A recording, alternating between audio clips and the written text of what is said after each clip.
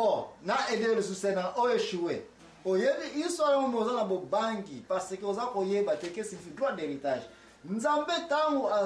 ataki Abraham na mabele oyo ayebaki na yeke mwana un jour akoyaka pe ayebisaki bango déjà oza ko comprendre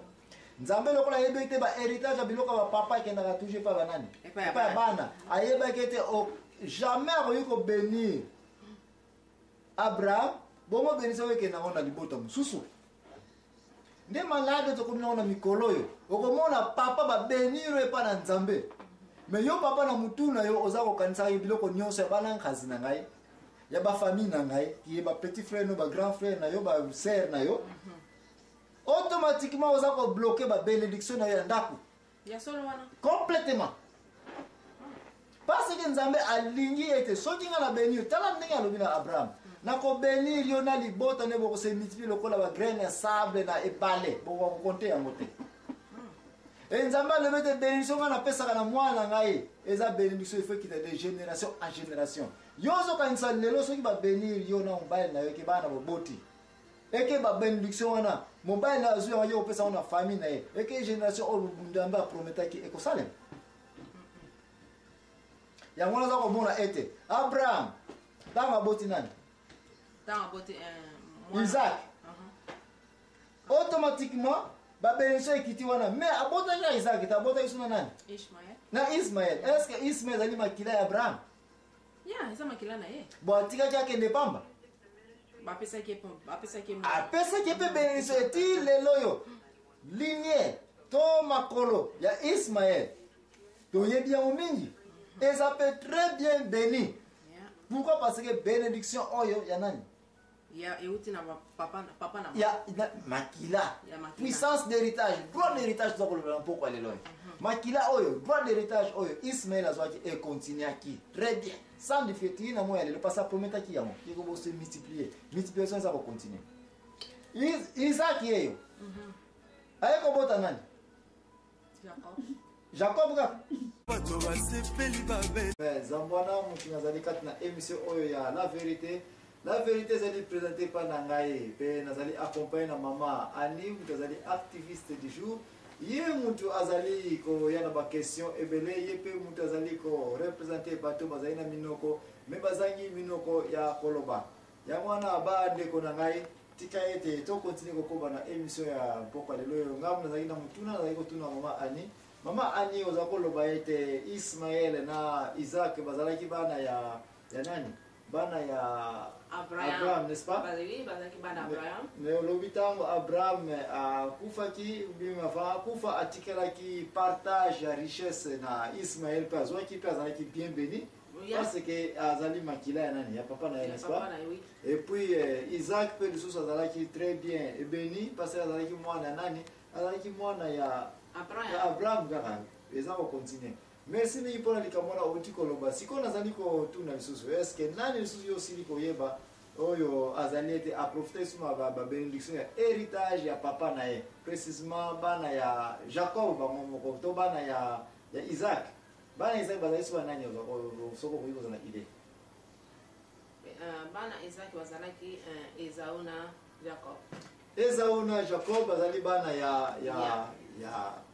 Isaac. Bana Isaac, oui. Bazali ba bénédiction ya papa na bango. Bazali bénédiction papa na bango, mais précisément pona nini Esau bazalaki na bénédiction moko bazalaki totalement différente par rapport na ndeko na Jacob. Po ayoka ki makama mama na ye ayebisaki ete akenda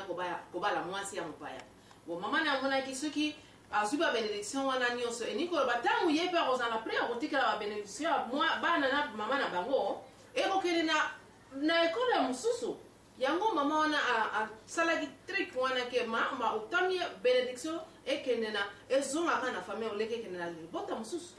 donc linko loba ete bénédiction nzambe ezalaka bien choisi bien filtré n'est-ce pas donc nzambe alingi ete bénédiction ya papa ekita directement na bana pe bazali ko jouir nango et puis nde ekomi bénédiction moko héréditaire n'est-ce pas donc olingo ete nzambe to mama ya bana oya yebaki déjà ete bénédiction oyo kokenda mboka bapaya donc na bana o bazali na lignée ya makila ya Jacob te nde wana ezalaki préventif que ma pambo ya boye ko kimate. Merci c'est na oza na raison na place on ngana ko bakisa lisusu ete ezala ateke mama a edaki Jacob pour ko zo bénédiction o meko ya ko mona ete soko tangi bible ko mona place nzambe azali même ko loba na mama ya mwana ete ezaune na ina Jacob ne asali nini na lingaki avant mabota Mokona na ina kikasa ina. Wana zali nzambe makambo na nani wa kosambisa nzambe mutu moko azali te mais soko tali penza ezalaki bongo bible elobi ete ezauna ina Jacob ne na linga yango na koya komona bandeko na ngana tangu bana o babotami mutu azalaki mwana liboso mpona biso na mokili azalaki Ezau mais en réalité Jacob na tango azalaki na mama na ye avant ke ako akobima abimisaki na bolokolo na tango abimisi lokolo nde immédiatement baza kobotisa bakangi mwana na singa na lokolo singa wana elingi kobete mwana liboso yeyo mais briske batala boye Jacob azongi na kati ya libumu mama na ye tango azongi na kati ya libumu mama na ye Ezau nde abimi mutu liboso batala singa na lokolo ezali te nde c'est comme ça ezali conclu ete Ezau azali mwana ya liboso donc bazali ba mapasa bazali mapasa ndenge ngwana ezali bande kona tanto kozonga ngai l'impression Joachim Zambwana na continuer kokoba na vie chrétienne comment descendance héritage ali okita entre papa na bana merci mingi kokene musika te tanto kozonga nde tokolanda susu programme na oya héritage to droit d'héritage to ko na mpoko lelo merci mingi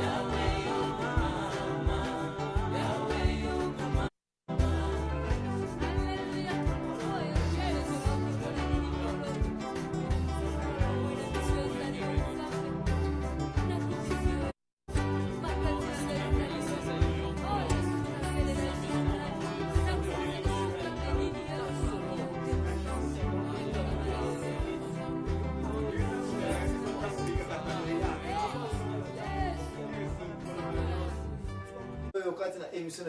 la vérité ezali mama ani mutu nazalaki ko expliquer comment Ezau na Jacob bazalaki bapasa bon nataka kobota tomonaki ete Jacob takoki ko mwana liboso mais arataki ko mwana liboso mais amisulaki déjà singa ya mwana liboso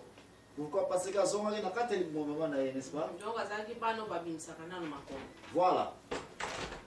bano babimisaka nanu makolo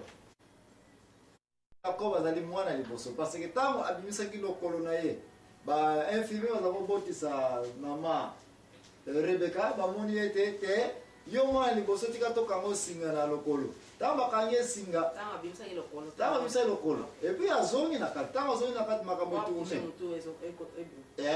batala siko mwana liboso azongi nani Ezau nde Ezau ayeko mwana ya liboso et puis Jacob aye mwana ya nini ya mibale mais soko tali bien na tribu ya bana ya Israël mwana liboso nde ye mbaza kopesa mingi nini mapambo ye mtaye conseil ko mwana héritier ya famille oza comprendre mais makanisi ya nzambe ya batu te okoya komona ete tango toko continue na ngai l'impression de Joachim Zambwana na koya ko démontrer ete mwana liboso na ndenge mokili ekanisela ete azali mwana mapamboli ce n'est pas vrai mwana liboso sena afutaka mababe to malédiction to ba penalty ya kobotama mwana liboso bato mingi tokanisaka ete mwana liboso nde ye wana mutazaka mwana héritier ya biloko ya famille biloko ya papa nde ye wana azali mwana mapamboli mais en réalité ser na ngai po tokoka kotia confusion te po émission na biso eza koconcerne droit d'héritage il faut toyeba mpe que signifie héritage na comment ba héritage ekitelaka entre parents na bana mais en attendant avant que tu continues à développer, au yébindé, il y a une salle d'émission, il y a un peu de la même diapason, et puis tu as le même diapason, si tu as un clair net, tu continuer. Est-ce que tu as un mois à liboso? Il y a un mois à bénédiction 4 à libota. Ya? Il y a un ye mutu azwaka mais nga nazo yebisa ke na mokili tokoki koloba bongo mais en réalité bibliquement na oyi kodémontrer yango ke mwana liboso ye te mutu azalaka mwana mapamboli ye pete likunzi ya famille ye pete mutu azalaka étoile brillante ya famille loba mpona o etembe bon ça va mama ani aza kondima te ete mwana liboso ye mokili tokanisaki ye mwana kotina na interna ye mwana kosala badepense makasi ye mwana kotia komba buku ya lupangu komba mituka komba bafere parce que ye l'héritier nde errera makasi mokili depuis temps ya kala tina data lelo toza kokontinue kosala mingi tosala attention te ke mwana liboso pas nécessairement ke ye mutu azalaka mwana ya mapamboli tobanda na nzambe mwana ya liboso nani Jésus-Christ, n'est-ce pas? Est-ce que vous avez tembe que Jésus-Christ a foutu pénalité à cause de la mwana liboso? Jésus-Christ est yé mutu a fakufa liboso. Jésus-Christ est yé mutu a sacrifié.